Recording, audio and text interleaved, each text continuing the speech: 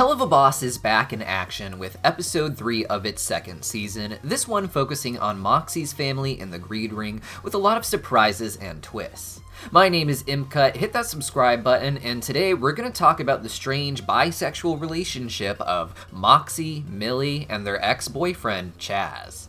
The episode opens with Millie mad, talking about how she ran into her ex, and how he was bragging about being rich and coming into good opportunities, trying to seduce her, it would seem. Blitz, meanwhile, is on the phone with someone we learn to be Moxie's father, Crim, claiming to have a job for IMP. When they arrive, we meet not just Moxie's father, Crim, but also Moxie's ex-boyfriend, Chaz, who we learn was also Millie's ex-boyfriend that she bumped into earlier that morning in the Pride Ring, apparently.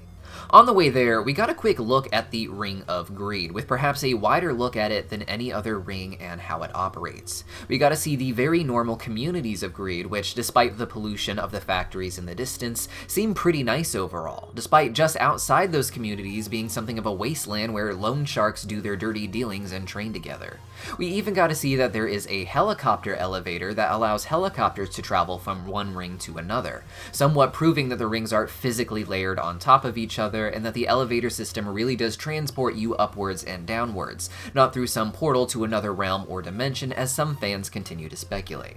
Moxie indicates that this town, not Mafia Town, is where he grew up, but doesn't indicate that he was born here. In episode 5, he claimed to also be from the Wrath Ring like Millie and her family, something Blitz also mentioned to Stolas as well. With that in mind, it looks like he was born in Wrath somewhere and moved to the Greed Ring at a young age. It is here that he would meet Chaz, a fellow grunt in the war for money being waged by Moxie's father, Crim, and his mafia. Now, real quick, some fans were not aware of the Titanic references in the flashbacks of how Moxie met Chaz, and when Moxie says it's been 84 years, fans thought that was seriously how much time had passed. However, it was just a line from the movie Titanic expressing how much time had passed since the boat sank, an extension of the joke in Moxie's flashbacks where Chaz is drawing him wearing nothing but a necklace, yet another scene from the Titanic. Moxie seemed easily seduced by Chaz, and that's kind of his thing. Chaz's archetype is that of a very handsome, charismatic, and sexual person, and at first that can be very fun, but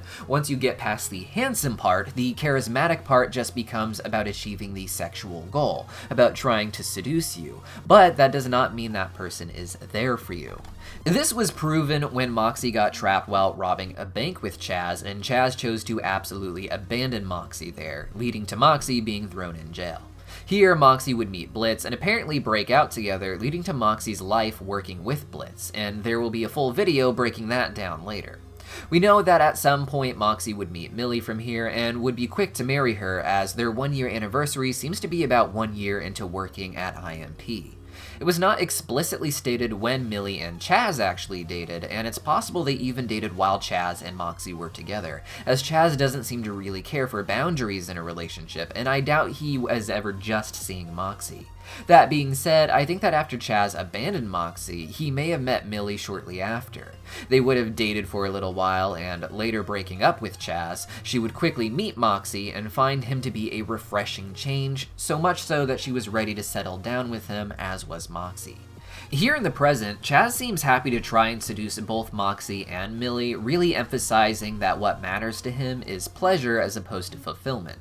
Blitz would of course discover that Chaz was poor and of no benefit to Moxie's father, who himself seems to be struggling financially. When Chaz tries to seduce Moxie, he has a lot of signs up, continuing to brag about the size of his genitals and making it all about him and how seductive he is. After striking out with Moxie, Chaz has no shame and tries to go for Millie, despite him knowing that he is going to be marrying Moxie the next day, taking him away from her. He of course ends up seducing Blitz, who does so more for the insight into Moxie and Millie's sexual psychology, but at the end realizes that Chaz is really bad at sexual relations. From the yelling through the walls, it seems like a horrible experience for Blitz, one where Chaz continues to just brag about himself and act like he is showing off for the other person's benefit, but as with everything else, only ends up enjoying it himself. Blitz recognized that there is something extremely wrong about this, especially for Moxie and Millie, who, while not perfect, Blitz expected to have some sort of higher standard for what they'd be willing to put up with.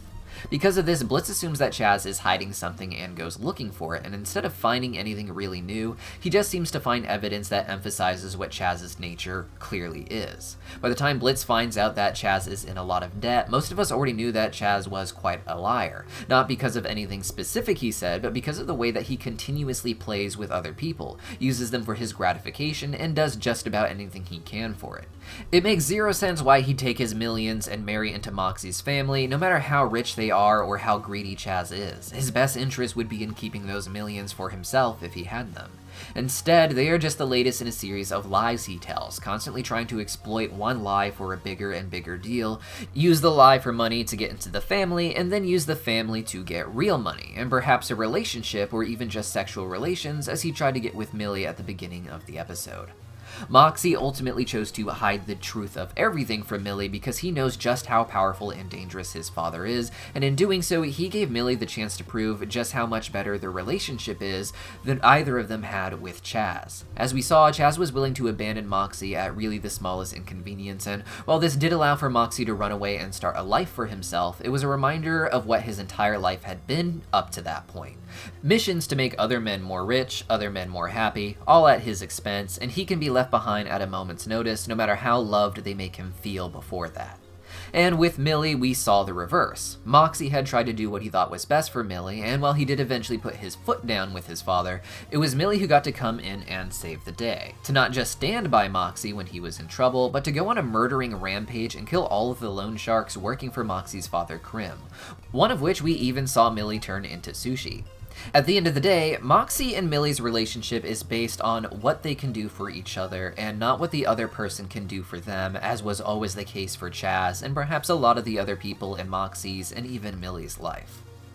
What was really crazy about this episode was how Chaz ended up sleeping with Blitz, tying him, Moxie, and Millie together through Chaz and truly making this, as VivziePop said on Twitter, a very bisexual episode. And Chaz is interesting as he's very much a bisexual trope or archetype, but one that is not really offensive when you put him next to Blitz and see how similar yet different their patterns are, with Blitz as a pansexual, painting them both as archetypes but not as negative stereotypes even if they have negative behaviors, allowing Chaz to be a sort of scumbag that his sexuality plays into, but that does not stem from his sexuality, as his greater theme is that which he shared with the Ring, the theme of greed. Thus, bisexuality is not the basis of his character that turned him into a seductive scumbag who sleeps around. Otherwise, we'd see that same pattern of behavior with Moxie, who is also bisexual. Rather, the bisexuality for Chaz becomes just one potential avenue through which he explores his greater need for attention, affection, affirmation, and more than anything, pleasure and attention.